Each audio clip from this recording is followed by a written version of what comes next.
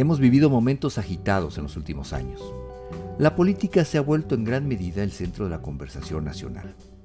Y ante una creciente tensión entre distintos puntos de vista, creo que ha faltado voces que llamen al diálogo y a la mesura. Muchas veces ese papel fue el que jugó Ricardo Monreal, una persona en el Senado de la República que logró conciliar en momentos de desencuentros. De cara al futuro, Ricardo Monreal aspiró a la presidencia de la República. No será en esta ocasión, pero sin duda también está destinado a ser un actor importante en los próximos años, que son cruciales para evitar una división social más profunda de la que hoy vivimos. Por eso este encuentro con quien podría ser una voz mesurada en medio de tantos gritos.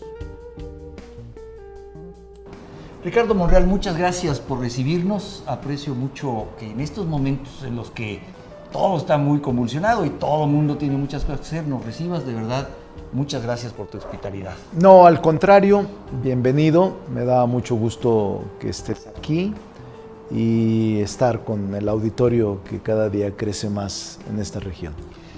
Ricardo, a ver, me interesa mucho tu visión del país en un momento en el que pareciera que la visión natural que teníamos del país se ha cambiado, se ha perdido. Necesitamos hoy entender nuevos valores de lo que está sucediendo en México para entender hacia dónde vamos. Mira, el país desde el 2018 cambió de manera notable, dado que las fuerzas políticas tradicionales conformadas por el PRI y el PAN gobernaron casi 100 años el país. Después de la Revolución, después del 17, se mantuvo una hegemonía política por el PRI, luego las primeras alternancias, entre ellas Baja California, y ahora la irrupción de una fuerza de izquierda encabezada por Andrés Manuel López Obrador, que está en disputa por los péndulos políticos que oscilan en el mundo. Sí. Hoy, bueno, nada menos lo de Argentina, sí, es un escándalo, se va de izquierda a la extrema derecha, sí. Y con un porcentaje altísimo de 13 puntos. Es decir, los péndulos políticos o el péndulo político siempre genera este tipo de reacciones y de movimientos. México, yo estimo que está gobernado de manera congruente con un gobierno, con un principio, aunque también hay polarización, crispación, y hay un sector importante que no coincide con la forma de gobernar del presidente López Obrador. Es normal. Y ahora en el 24 se refrendará una posición en favor de la izquierda, del estilo de gobierno, o un cambio que esto que le llamo yo péndulo político oscila en el mundo. Aún entendiendo este péndulo político del cual sí quiero seguir hablando porque me parece importante y me parece que Argentina incluso es un reflejo de los extremos. Creo que no estamos todavía en eso, ya me dirás tú. Pero me interesa mucho también tu visión de ese cambio, del cambio de 2018. Dentro de Morena, dentro del movimiento de regeneración nacional, lo que hoy es la Cuarta Transformación, tú también fuiste y has sido una voz mesurada. Hay estridencias también dentro de la Cuarta T, hay estridencias dentro de Morena, y llama la atención, Ricardo, que tú has sido una voz moderada, que has sabido también en su momento respirar profundo y decir, a ver, vamos caminando sin necesariamente lastimar tanto. ¿Tú crees, Ricardo, que se ha lastimado un poco más de lo necesario a los adversarios, a la oposición, a quienes no están con la Cuarta T? Mira, fue una irrupción electoral muy fuerte en el 2018, muy fuerte. Yo te diría que nadie la esperaba, y el estilo de gobierno del presidente López Obrador es único. Es decir, él buscó esta forma de hacer gobierno en donde enfrentó a los poderes fácticos, históricos, que es medios de comunicación, poder económico incluso yo te diría partidos políticos, Sí. adversarios políticos, Adversarios. con los que partidos. no se ha reunido el presidente. Nunca, sí. Nunca en los 5 años ha tenido una reunión con el dirigente del PAN o el dirigente del PRI, porque es un estilo propio. Y yo creo que el presidente actuó de manera muy vertical, sin titubeos y sin zigzagueos. No quiso negociar. Ya quedan 9 meses, 10 meses para la conclusión del mandato, pero yo te diría que sí, coincido contigo. Hemos escuchado discordancias, discrepancias e incluso estridencias. Y estamos en una posición muy hostil en el plano político. Ujú. De tal suerte que Sí. esperamos campañas Durísimas, ¿no? duras, Oh, sí. en donde la guerra sucia, el insulto, Sí. la ocurrencia Sí. y la estridencia las vamos a ver muy socorridas en casi 20,000 puestos que estarán en disputa, 20,000 puestos de elección popular que estarán en disputa el 2 de junio del 24. Fíjate, Ricardo, que te escucho y pienso, sí, el presidente cuando toma posesión, cuando inicia este gobierno, tiene evidentemente una postura y un proyecto que sacar adelante y entonces tiene un equipo con el que hacerlo. Me preocupa algo y te lo digo porque tú has estado en muy diversos niveles de gobierno, has gobernado un estado, has sido líder de un grupo parlamentario importante, en un momento importante como ahora el Senado, en fin. Tu carrera te da una sensibilidad social importante. Te platico esto, Ricardo, porque siento que nunca antes la sociedad había sido interpelada tan directamente por el presidente de la República. Sí. Los que están a favor, directamente interpelados, los que están en contra también. Sí. Y esta es una elección en la que me da la idea, Ricardo, que no va a ser una elección en los que los partidos políticos tengan ninguna relevancia. Sí. Se va a votar por lo que ha dicho el presidente y quienes lo han aceptado y quienes lo han rechazado.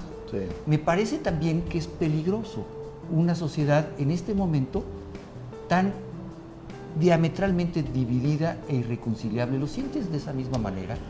Sí, por el momento político por el que vive el país, sí está crispado el ambiente social.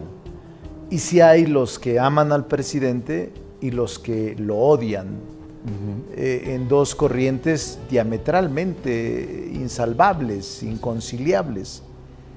Las encuestas que se muestran y que él a veces las expresa y las describe en la mañanera, es un amplio reconocimiento en el sector social, más del 60%, pero hay un 40% que está en un proceso muy difícil.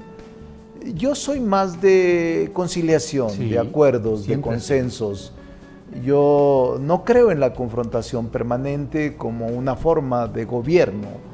No creo en eso y creo que todos tienen forma de aportar a una conducción y a una construcción de un gobierno y de un sistema que nos ayude a todos a transitar y a mantener estabilidad económica, política, social, junto con progreso y desarrollo.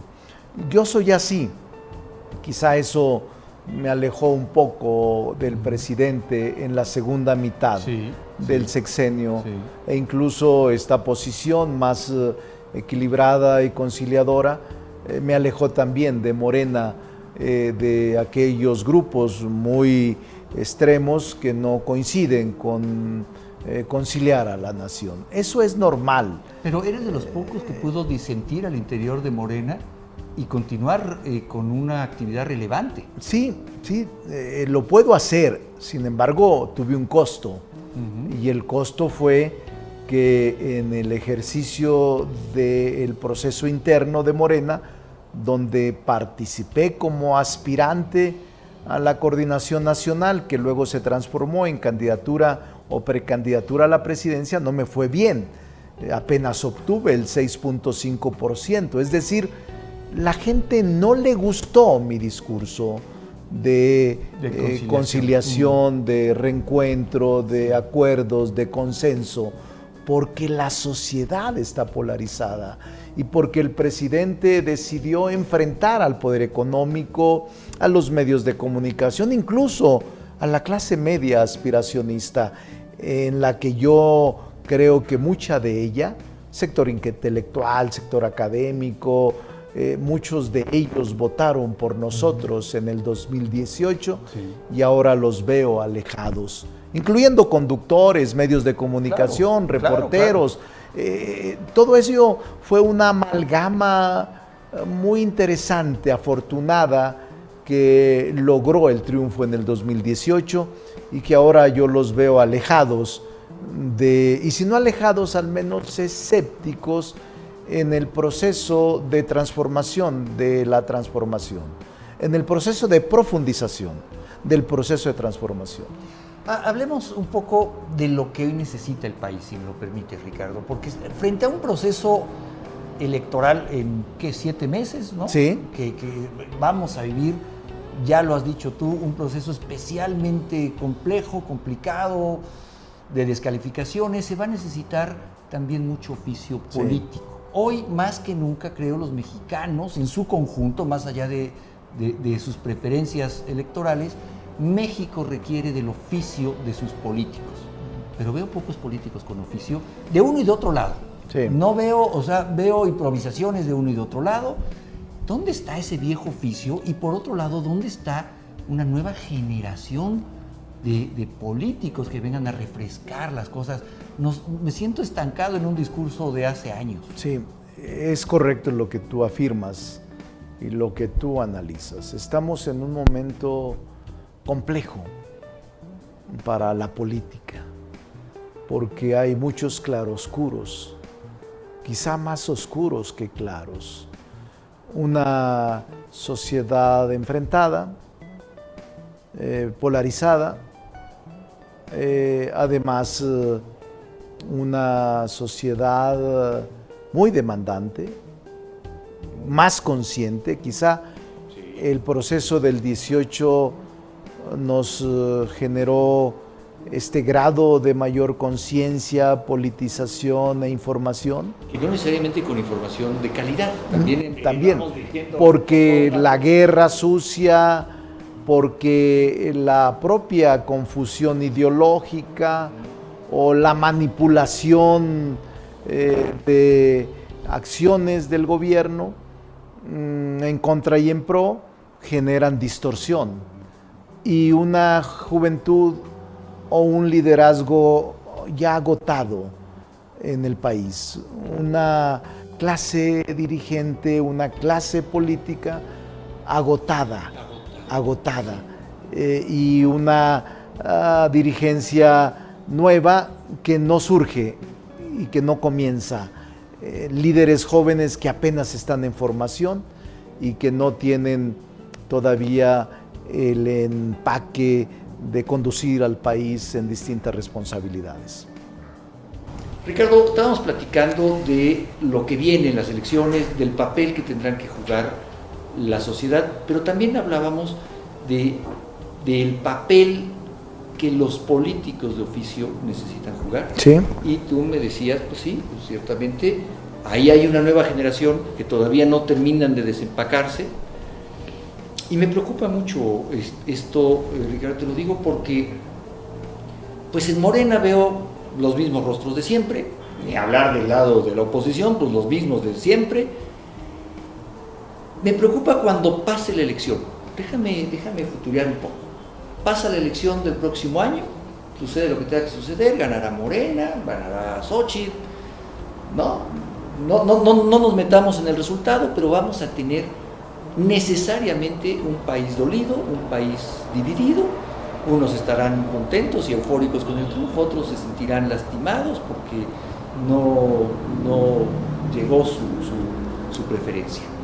A partir de ahí necesitamos reconstruir un país, necesitamos empezar a hablar, creo yo, no sé cómo lo veas tú, Ricardo, de la reconstrucción del tejido social de este país? Sí, necesariamente. Mira, ahora en el proceso electoral que durará 7 meses, se va a escuchar de todo.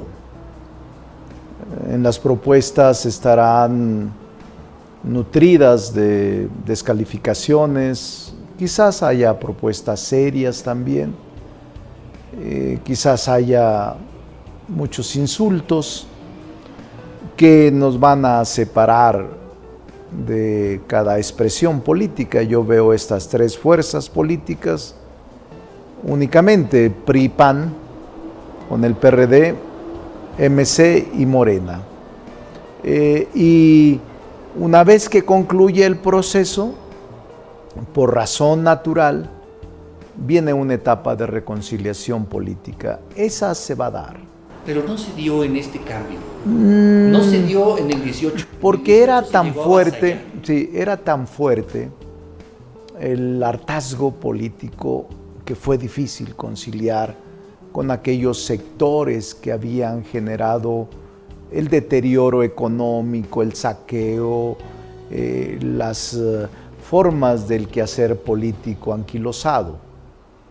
Por eso yo creo, Carlos, que esta fue quizá la causa principal por la que no se dio ese proceso de reencuentro entre la clase política. Sin embargo, no va a ser lo mismo en la siguiente etapa. ¿Eres optimista de que Yo soy optimista y también soy optimista de que a pesar de que hay una dirigencia o una clase dirigente joven en proceso, va a ser el país más reconciliado.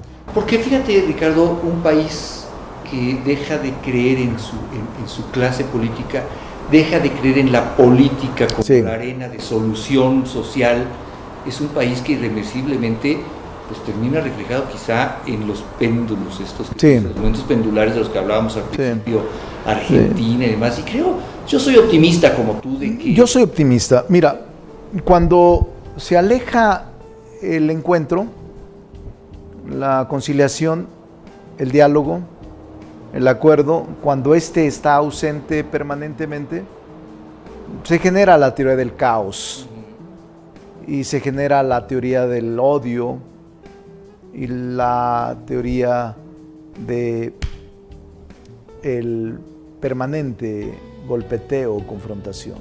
Yo no creo en eso. Yo creo que los mexicanos y las mexicanas vamos a tener la capacidad para poder lograr con diálogo las mejores soluciones para el país. Tú como coordinador del grupo parlamentario de Morena, ahora en el Senado, que fue un momento importantísimo, ¿no? Te llegaban reformas incluso constitucionales complicadísimas.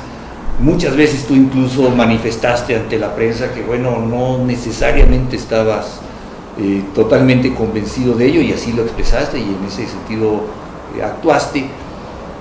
¿Cómo sentiste a los otros legisladores, no a los de Morena, a los de la oposición? ¿Hay un diálogo con ellos? Sí. ¿Los notas responsables? Yo sentí en el ejercicio de mi función como presidente de la Junta de Coordinación Política que hay sensatez en algunos momentos que los mueve a los opositores más recalcitrantes, el amor por México, que hay de todo. Hay quienes quisieran que la estridencia fuera la norma de conducta, pero yo percibo que también hay momentos de lucidez, de conciliación, de sensatez.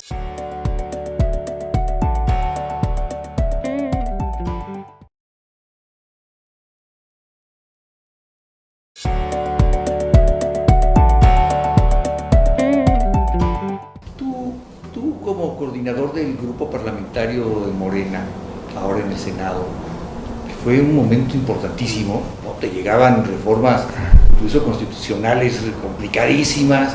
Muchas veces tú incluso manifestaste ante la prensa que, bueno, no necesariamente estabas totalmente convencido de ello, y así lo expresaste y en ese sentido actuaste.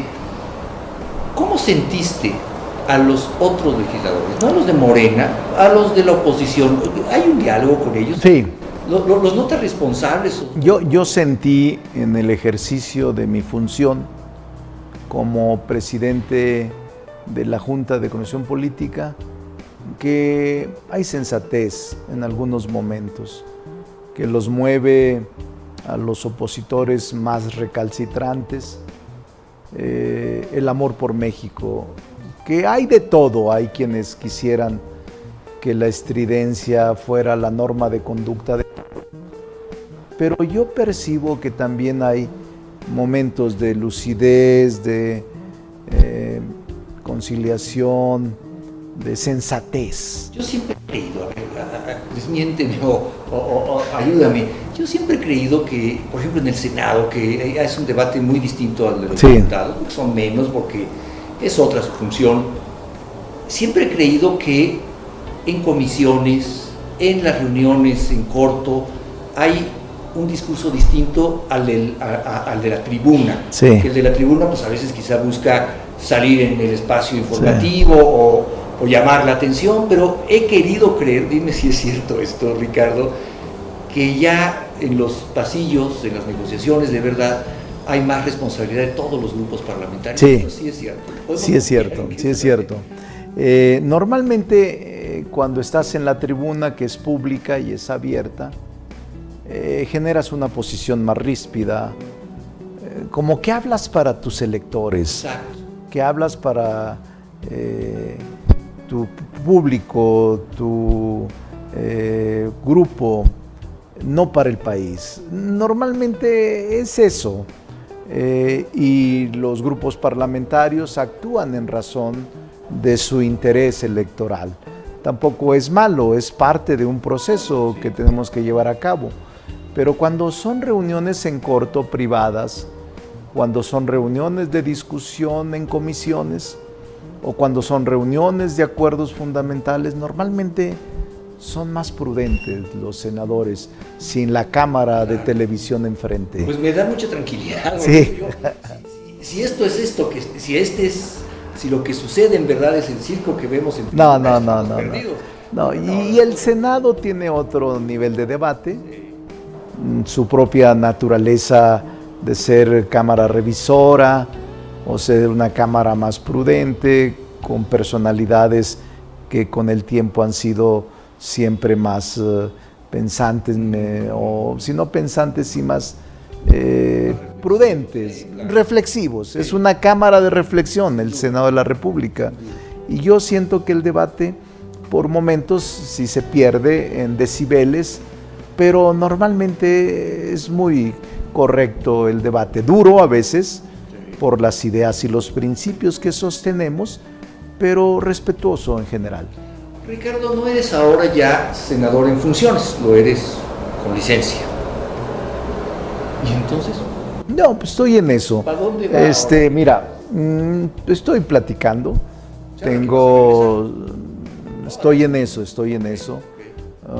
6 meses desde junio, primeros días de junio, dejé el Senado. Quiere decir que tengo todo el año, la mitad del año último de la segunda mitad, con licencia, desde junio hasta esta fecha de casi noviembre, más bien casi diciembre.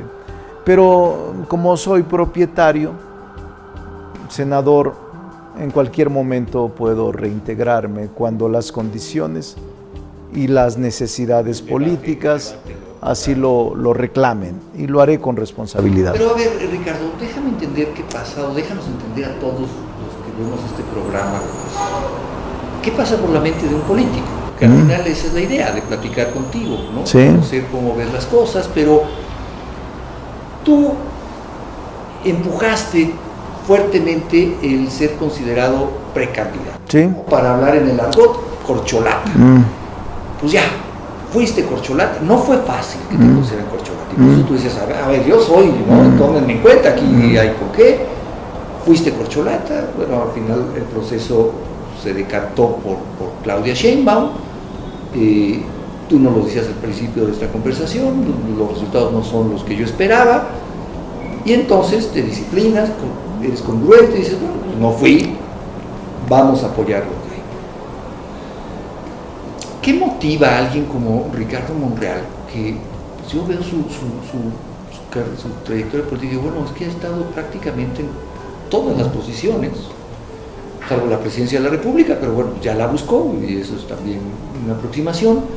¿Qué le motiva a Ricardo Monreal a levantarse todas las mañanas y decir, vamos a seguir en la lucha?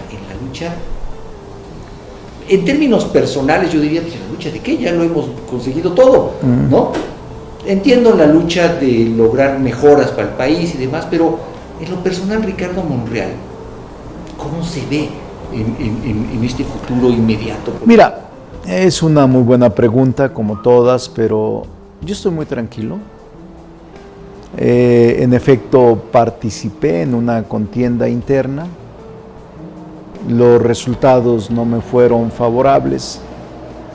Hice el compromiso de que lo respetaría y que me sumaría a quien ganara la mayoría de simpatías, y así lo he realizado, lo concreté de esa manera. Lo que espero, aunque suene retórico, es que el país avance. Yo no voy a ser ningún distractor, ni tampoco ninguna persona que ponga en riesgo el que siga la transformación. Yo incluso sostengo que la doctora Claudia Sheinbaum ganó legítimamente y ganó con un amplio margen las encuestas que se realizaron y se levantaron en el mes de septiembre. Yo me acogí al resultado de ellas y lo que espero es que profundicemos la transformación, mejoremos las condiciones de vida, haya menos rupturas, menos confrontación, menos odio en la sociedad. Lo que quiero es que haya mejor gobierno cada vez y cada día que pasa. Entonces estoy convencido de que la doctora Claudia Sheinbaum es una mujer que se ha dedicado a la ciencia, es una mujer honesta, es una mujer con autoridad y calidad. Claudia Sheinbaum, la capacidad de rectificar algunas decisiones del presidente. Ahora que dices que es una mujer de ciencia, sí, pues la ciencia es uno de los temas muy lastimados. Yo lo que te digo es que va a continuar profundizando el proceso de transformación, pero tiene su criterio propio, tiene autonomía y tiene inteligencia y va a luchar siempre por lo que le convenga al país. Y el presidente de la República, el señor López Obrador, no va a meterse y no va a intentar estar por encima de la voluntad de la doctora. Le va a permitir desde el día en que él salga, dejarla a ella ejercer con libertad su responsabilidad. No, eso es una gran noticia porque... Estoy seguro de eso. ¿Sí? Lo conozco al presidente hace 25 años. 26 años pues que lo conozco. Déjame cometer una imprudencia. Para platicar contigo, por supuesto, pues, leí algunas cosas y hablé con algunos amigos, ¿no? Amigos, dos de ellos son dirigentes nacionales de un partido político, hablé con otros amigos que son senadores, de la oposición, para hacerles una pregunta, que un poco para darme una idea, ¿no? Y yo les preguntaba, ¿tú cómo ves a Ricardo Monreal en la próxima administración? Con Claudia Sheinbaum presidente, ¿tú dónde ves a Ricardo Monreal? Porque no respuesta, pero quiero escucharla. Bueno, no lo sé. No, yo me veo como una persona que pueda seguir ayudando. Eso dice todo. No, pero no estaría en el gabinete.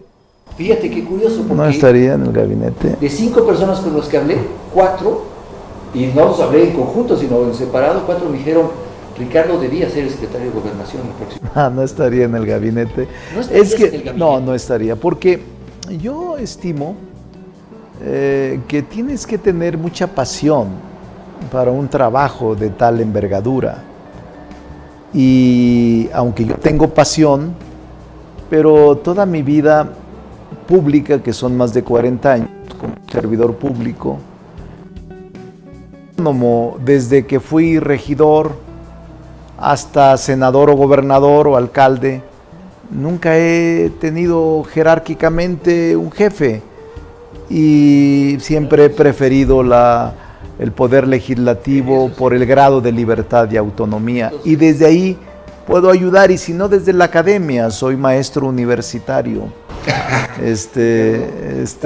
y doy clases, soy maestro en activo. Yo ya escuché a un político decir, a mí denme por muerto. No, yo no digo eso, pero sí digo que tengo actividades todavía que desempeñar.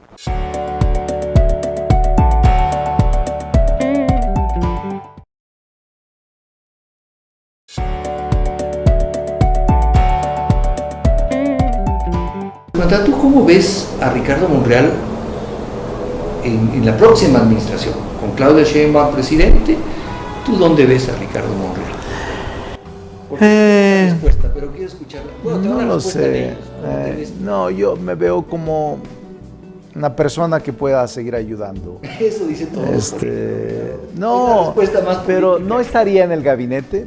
Fíjate qué curioso, porque no estaría en el gabinete. De 5 personas con las que hablé, 4, y no los hablé en conjunto, sino en separado, 4 me dijeron, Ricardo debía ser el secretario de Gobernación el próximo. No estaría en el gabinete. ¿No estarías en el gabinete? No estaría, porque yo estimo que tienes que tener mucha pasión para un trabajo de tal envergadura. Y aunque yo tengo pasión, pero toda mi vida pública, que son más de 40 años como servidor público, desde que fui regidor hasta senador o gobernador o alcalde, nunca he tenido jerárquicamente un jefe y siempre he preferido el poder legislativo por el grado de libertad y autonomía, y desde ahí puedo ayudar, y si no desde la academia, soy maestro universitario, y doy clases, soy maestro en activo. Yo ya escuché a un político decir, a mí denme por muerto. No, yo no digo eso, pero sí digo que tengo actividades todavía que desempeñar. Pues no sé, ya veremos, el tiempo dirá. Ya nos veremos. Si algún día estás en el Palacio de Cobián, ahí en el Secretario de Gobernación despachando, te voy a tocar la puerta. Claro que sí. Secretario, que me dé una entrevista, porque hace unos meses me dijo que no. Así va a ser. Así es eso. Así va a ser, mi querido Carlos. Y además yo sé que es muy pronto y que son futurismos, todo esto. Ya veremos. Yo hacía con estos amigos un poco para ver, pero esto sí habla de algo que creo que vale la pena que profundicemos. ¿Cómo te ven tus compañeros en la política? Porque te platico, estos amigos con los que digo que platiqué están todos en la oposición y todos son, cargos relevantes, todos son presidentes de un partido político de oposición, los otros son senadores importantes, pues todos son, pero senadores de oposición. Te ven te ven como esa pieza que puede ser la bisagra para empezar a distender la tensión social que se ha generado en estos años. Tengo respeto por la oposición y soy muy fácil para dialogar. No tengo problemas por sentarme con cualquier partido, con cualquier personalidad. Puedo hablar en cualquier lenguaje, siempre que se trate del país y del beneficio de la nación. Déjame platicar algunas cosas puntuales para ir entendiendo también, porque van a estar en tus manos, tarde o temprano van a estar en tus manos, en el escritorio en el que te sientes. Suprema Corte de Justicia, ya pasó por tus manos, ya es un tema que... Mira, creo que ha faltado pericia y talento en la conducción del Poder Judicial Federal, lo digo con respeto. Haberse enfrentado al Ejecutivo sin ninguna consideración y reflexión es un error. ¿Pero a qué te refieres con haberse enfrentado? Siempre, desde gestos hasta el diálogo interrumpido. Nunca había ocurrido eso en la historia del país. Pero por el otro lado también hay un tema de un ataque frontal del presidente al poder. Originado por eso, ¿sí? Al principio.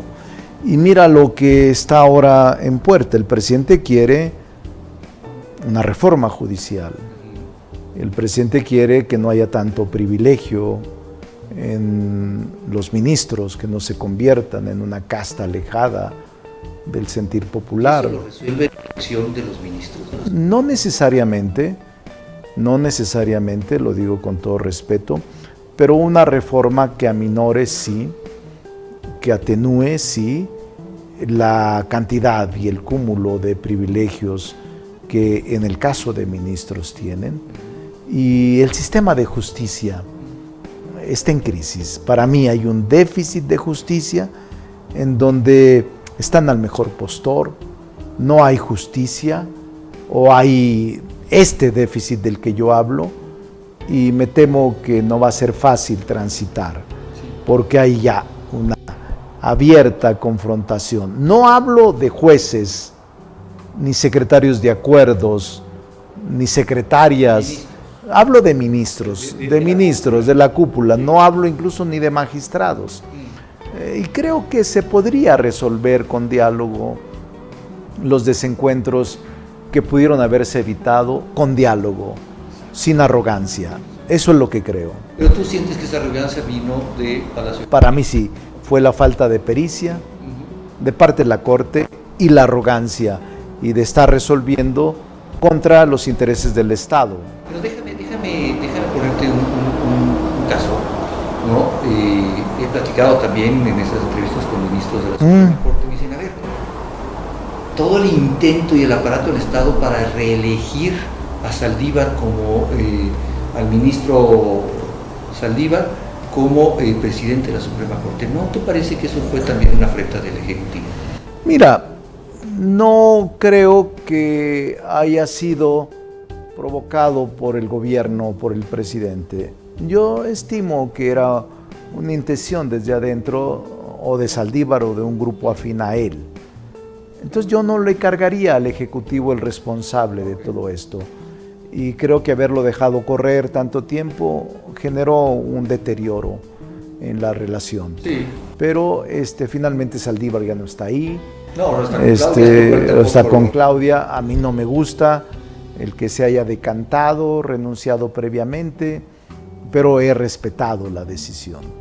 Ahora ya el Senado tiene la facultad de nombrar a su sustituto. En todo caso, más allá de dónde se originó el problema, ¿no? Yo no tengo la información que tú tienes, seguramente tú tienes información mucho más puntual al respecto, pero creo que sí hay un tema que es importante. Los mexicanos tenemos que volver, no sé si volver, o comenzar a creer en nuestras instituciones. Sí. Coincido contigo, más allá de si es o no una intromisión al Poder Judicial en el tema de la Suprema Corte, coincido contigo, estamos lejos, muy lejos de tener un sistema de justicia no hay. Que nos permita siquiera estar tranquilos. No. Tenemos que volver a reconstruir esto, pero hemos perdido tiempo en estridencias, ¿no? Sí, puede ser, pero yo siento que va a ser para bien. Todo este tipo de circunstancias o de crisis aparentes siempre provocan cambios para beneficio de la institución, y creo que estas crisis ayudan a recomponer la relación al interior y la relación al exterior. Ricardo, ya para terminar, agradezco mucho los minutos que nos has dado, la paciencia que has tenido con esta entrevista, ¿no? Yo aquí le platico al auditorio, los tras bambalinas tuvimos algún problema técnico y pacientemente nos esperaste, y te lo aprecio mucho, pero además te aprecio mucho la transparencia y la claridad con la que nos platicas, porque la idea es entender a dónde vamos, y en ese sentido a mí me gustaría por último preguntarte, el país, y regresar un poco al origen. Argentina es un péndulo y pasó de una situación económica y de un grupo gobernante ya muy enquilosado y una situación realmente delicada en materia económica, da de repente un bandazo hacia la derecha, una derecha extrema, ¿no? No sé si eso sea necesariamente la solución.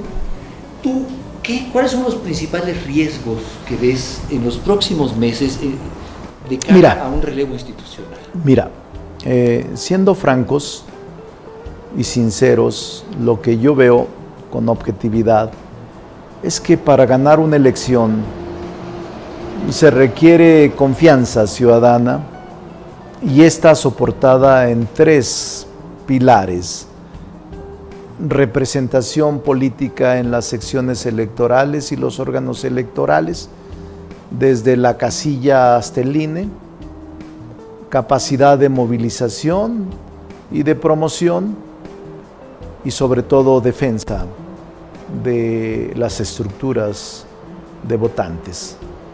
Y el único partido que está haciendo eso es Morena. Morena salió en términos generales en unidad. El factor mayor que nos generó escepticismo fue el de Marcelo Ebrard, sí, que al final aceptó quedarse y que no nos generó, sí, pero no nos generó una ruptura pública, sí, o una estridencia política. Sí. Entonces Morena sorteó bien. Los 9 gobernadores o gobernadoras incluso, o coordinadores y coordinadoras, también lo sorteó bien.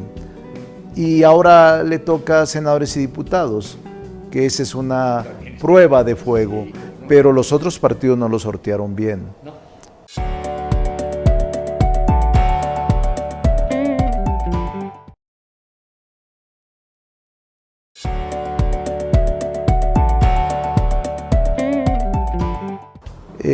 Morena salió en términos generales en unidad.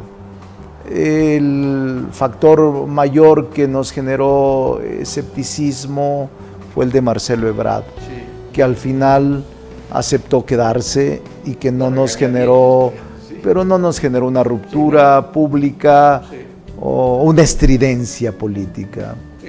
Entonces Morena sorteó bien. Los 9 gobernadores o gobernadoras incluso, o coordinadores y coordinadoras, también lo sorteó bien. Y ahora le toca a senadores y diputados, que esa es una prueba de fuego, pero los otros partidos no lo sortearon bien. PRIAN tiene dificultades, fugas, deserciones, renuncias, rupturas.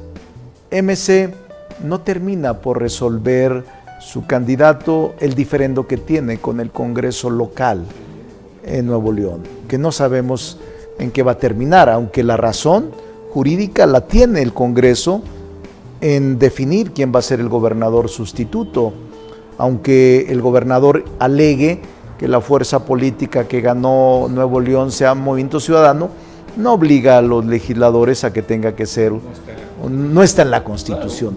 Puede ser políticamente correcto, pero jurídicamente no existe.